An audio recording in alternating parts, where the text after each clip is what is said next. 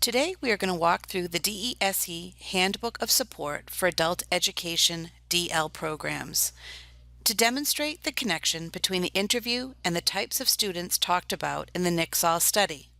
Specific supports can be used for students on these various pathways, and supports will be suggested for these students here as well. This presentation was originally developed for DESE by the Center for Social Policy, McCormick Graduate School of Policy Studies at UMass Boston, as part of their larger study which concluded in 2009, entitled Massachusetts Adult Basic Education and ESOL Distance Learning Programs: How to Assess Students' Readiness for Distance Learning, adapted further in 2014, and this presentation further adapted in 2017. Each step in assessing students interested in participating in distance learning programs provides the program with information to help determine whether distance learning is an appropriate pathway for a particular learner. Before a learner enters the program, the interview, screening, and orientation process provides insight as to the pathway a learner will take. All of this information is critical in informing instructors and staff of the individualized instruction and supports a learner may require. What kinds of pathways might you identify as part of the interview, screening, and orientation process? Let's take a look at some of the more common learner pathways that become evident as they work their way through the DL program enrollment process. A study conducted by Cummings and Cuban identified 5 pathways that may emerge as a result of an intensive screening and orientation process. We will be looking at 4 of these pathways today, leaving the 5th pathway, mandatory students, for a discussion for another day. Let's take a look at the characteristics, evidence to support the emergence of this pathway, and supports that may be required for each of the students in these pathways: long-term students, short-term students, tryout students, and intermittent students.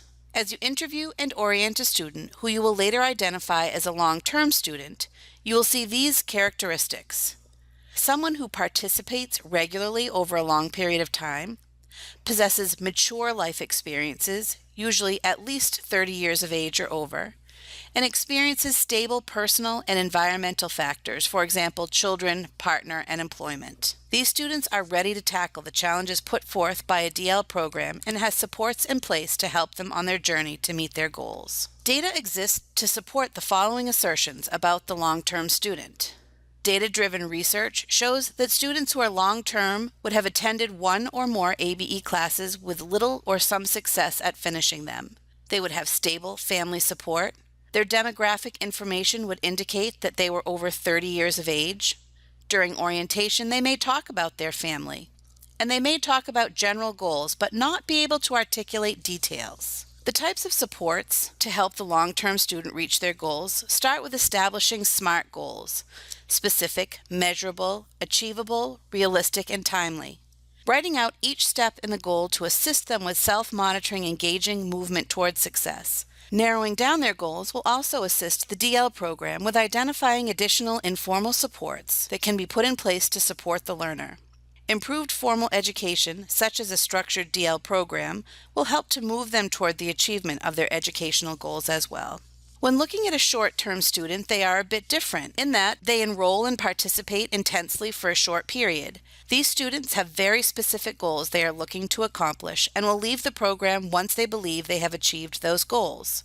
With our directive to help students to plan for lives beyond the attainment of HiSET, GED, or ESOL classrooms, these students are a challenge. The focus on the one goal they seek to achieve makes them disinterested in identifying others. Data supports the following assertions about the short-term student. Short-term students are focused on a personal goal and may not have plans beyond that goal. They are very confident they will finish the course because they can visualize that one goal. They may indicate that they will complete the course in a short amount of time because they will dedicate much of their time to doing so. During orientation, short-term students may be impatient to begin the program and talk about their short-term goals. They may not have a plan beyond that one goal. Not only are they with you for a short time, but their goals are short-term as well. Supports for the short-term student includes those which will support them in achieving the specific goal that they have set out to achieve, while also preparing them to establish the next goal and the next. Assisting them with transitioning to the next step and introducing them to the variety of options is critical when working with a short-term student. Supports for the short-term student include those which will support them achieving the specific goal they have set out to achieve, while also preparing them to establish the next goal and the next.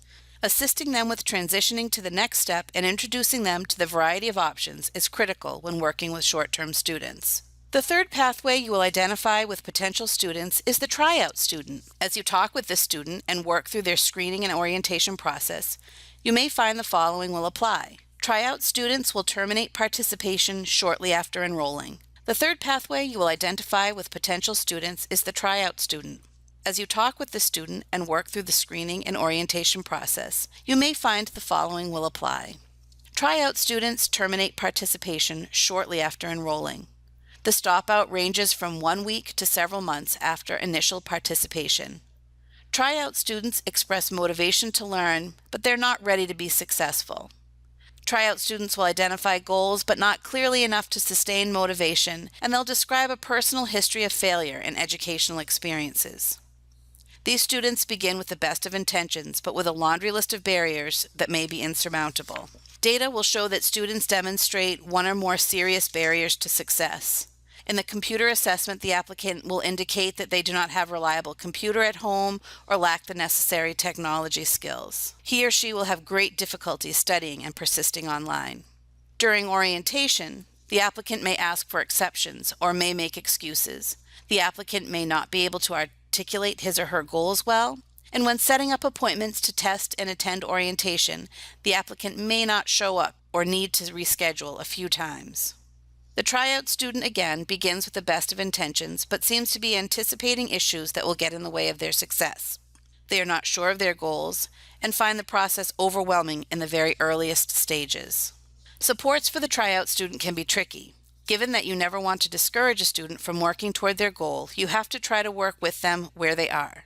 If they complete the enrollment process, they are going to need lots of help in identifying the various barriers to their participation and be connected with the services that can help them to resolve those that might keep them from participating. If they have not completed the process, they may need the DL program to tell them that it is okay if this is not the best time for them to start in the program. Referring them to the appropriate support services to address the various barriers may be what they really need at this time. Reassure them that the program will be there when they are ready. Provide them with the program resources to support self-study. Finally, let's take a look at the intermittent student. As you interview, screen, and orient intermittent students, it will quickly become evident. Students will discuss previous attempts and enrollments. They stop out frequently, entering and exiting often. They identify goals that are either too broad and long-term or too specific and short-term, such as passing the citizenship test. They will experience personal and environmental factors that limit their ability to attend on a regular basis. Data indicates that intermittent students have sole responsibility for the care of dependents oftentimes. They may have a very busy schedule due to work, family, and friends.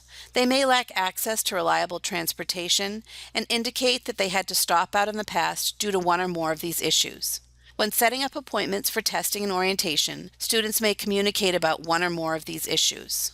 Supports include planning for times when the students may not be able to actively participate in the DL program. Help them with developing short-term, attainable goals. Have regular meetings with support staff to review progress and study plans. Find activities that students can do that will meet program goals, but may not be directly in line with DL program norms. And provide connected episodes of participation that use a multitude of learning resources. Remember, interviews, screenings, and orientations are designed to help us to prepare for the diversity of adult learners that come to our programs. Understanding the different pathways, characteristics, evidence, and supports that will aid in creating an environment in which students will persist is critical.